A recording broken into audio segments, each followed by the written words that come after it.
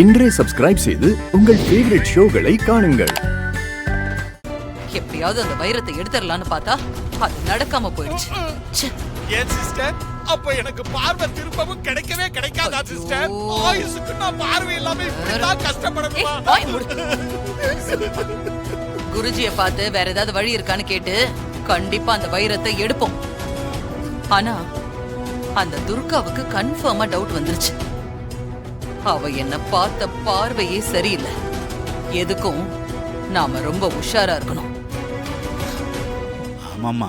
அண்ணா அண்ணா, தேவிமாவை காணோம், நீங்க பாத்தீங்களா? பாப்பா அப்பவே கூட்டிட்டு போயிட்டாங்களாமா? கூட்டிட்டு போயிட்டாங்களா? யார் கூட்டிட்டு போனாங்க? யாரோ ரிலேஷன் சொன்னாங்கம்மா. பாப்பாவும் போயிடுச்சு. ரிலேஷன் சொன்னாங்களா? ஆமாமா. சரிங்கம்மா, நான் வரேன்.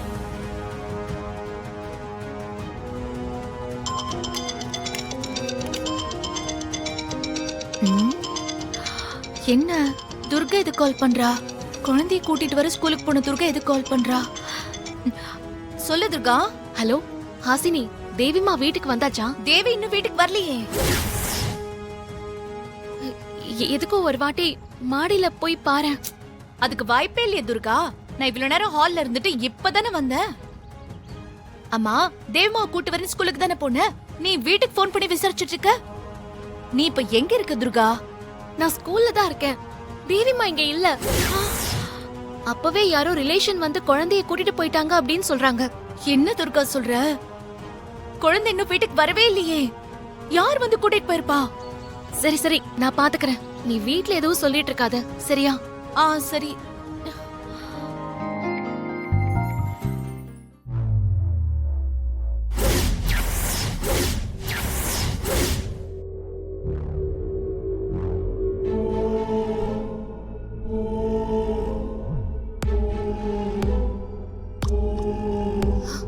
தேவிமா, தேவிமா, உனக்கு ஒண்ணும் இல்லல்ல? குழந்தைய காணன உடனே ரொம்ப பயந்துட்டாங்க போல் இருக்கு. ஏமா, போலீஸ் இன்ஸ்பெக்டரா இருந்துகிட்டு நீங்களே இப்படி பயப்படலாமா? குழந்தைய நான் தான் ஸ்கூல்ல இருந்து கூட்டிட்டு போய் ஐஸ்கிரீம் வாங்கி கொடுத்து சாக்லேட் வாங்கி கொடுத்து கூட்டிட்டு வந்திருக்கிறேன்.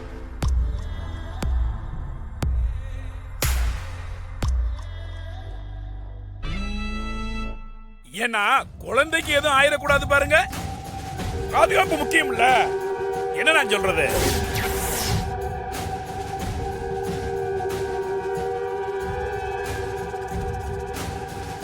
பெத்த மகனை பறி கொடுத்துட்டு வேதனை அனுபவிச்சுட்டு இருக்கிற எனக்கு தான் தெரியும் அந்த வலியும் வேதனையும்.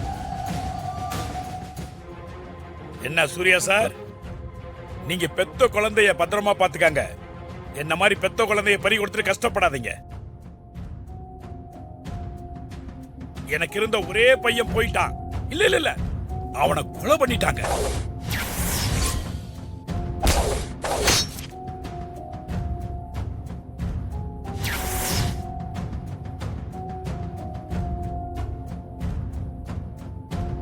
இங்க பாருங்க இன்ஸ்பெக்டர் மேடம், அந்த கமிஷனர் என்னமோ உன்னை பத்தி பெருமையா பேசினாரு. என் மகனை கொலை பண்ணவனை கண்டுபிடிச்சிட்டியா? கூடிய சீக்கிரமே கண்டுபிடிச்சு சட்டத்துக்கு முன்னாடி நிறுத்துவேன் சார். ஏய், இந்த பத்திரிக்கைக்காரங்கிட்ட உன் உயர் அதிகாரிங்க கிட்ட நீ சொல்ற பத்தியா அந்த ரெடிமேட் பதில் அதெல்லாம் எனக்கு தேவையில்லை. நீ என்ன பண்ணுவ ஏது பண்ணுவன்னு எனக்கு தெரியாது. என் ஒரே மகனை கொலை பண்ண அந்த கொலைகாரனை கண்டுபிடிச்சு சட்டத்துக்கு முன்னாடி நிறுத்தாத, என் கண்ணு முன்னாடி கொண்டு வந்து நிறுத்து.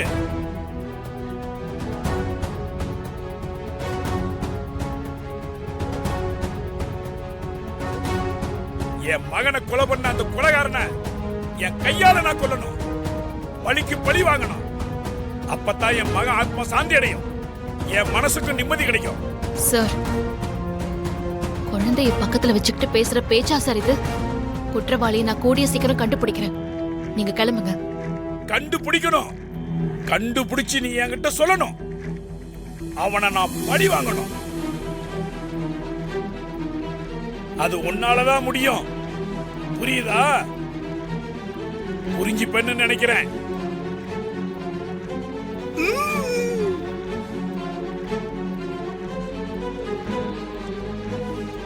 ஆ, குழந்தைய பத்திரமா பாத்துக்காங்க.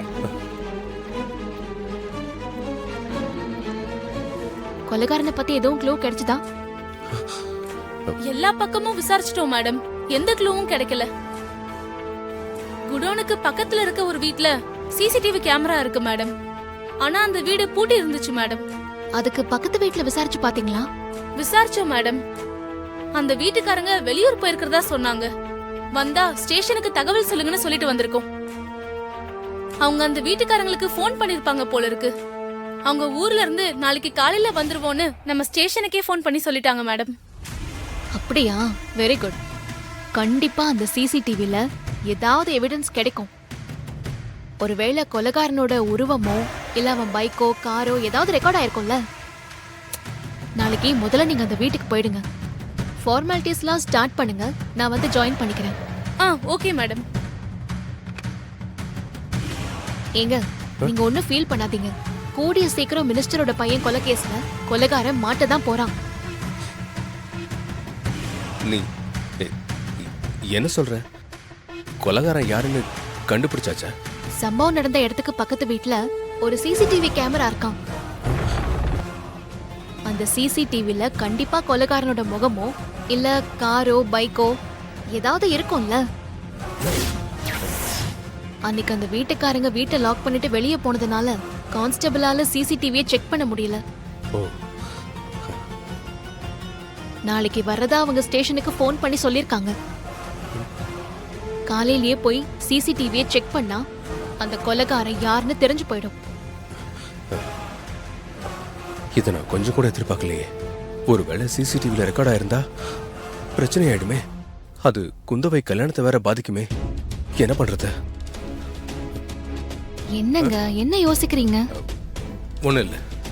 துர்கா, சூரிய மாமா, ரெண்டு பேரும் கீழே வாங்க. உங்க அம்மாவும் குந்தவையும் வந்திருக்காங்க. அம்மா அக்கா வந்திருக்காங்க. நான் போறேன். சம்பவம் நடந்த இடத்துக்கு பக்கத்து வீட்ல ஒரு சிசிடிவி கேமரா இருக்கான். அந்த சிசிடிவில கண்டிப்பா கொலைகாரனோட முகமோ இல்ல காரோ பைக்கோ ஏதாவது இருக்கும்ல. அன்னைக்கு அந்த வீட்டுக்காரங்க வீட்டை லாக் பண்ணிட்டு வெளியே போனதுனால கான்ஸ்டபிளால சிசிடிவியை செக் பண்ண முடியல. குந்தவை கல்யாணம் நல்லபடியா நடக்கணும். மந்திரி மகன் இறந்து போன இடத்துக்கு பக்கத்துல இருக்க சிசிடிவி ஃபுட்டேஜை பார்த்தாங்கன்னா மந்திரி மகன் குந்தவை கூட்டிட்டு போனது தெரிய வந்துடும். அப்படி இல்லைன்னா என் காரு வந்து போனது தெரிய வரும். நாளைக்கு துர்கா சிசிடிவி ஃபுட்டேஜை செக் பண்றதுக்கு முன்னால நம்ம போய் பார்த்து அதுல குந்தவையோ இல்லை என் காரோ ரெக்கார்ட் ஆயிருந்தா அதை அழிச்சிட்டு வந்துடணும். அப்பதான் குந்தவையும் சேஃபு, நானும் சேஃபு.